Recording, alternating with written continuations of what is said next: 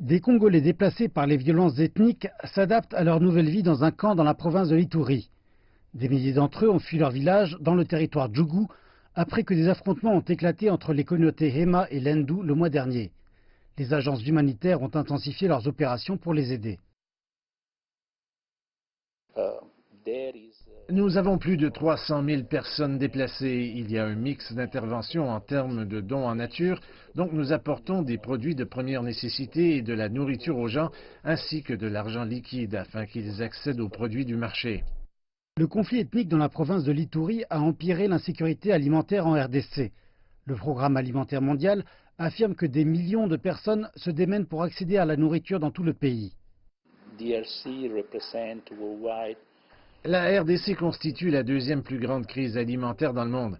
Nous avons plus de 13 millions de personnes qui sont dans l'insécurité alimentaire ainsi que 5,8 millions de femmes et d'enfants qui souffrent de malnutrition aiguë.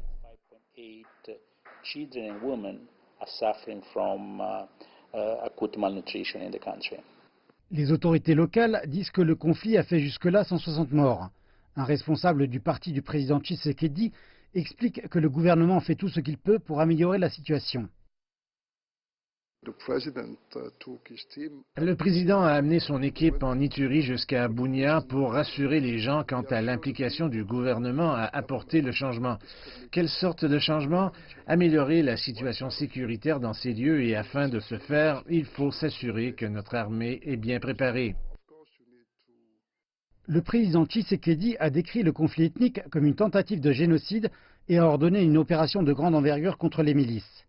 Le gouvernement espère que la restauration de la paix permettra aux déplacés de rentrer chez eux pour qu'ils se débrouillent tout seuls.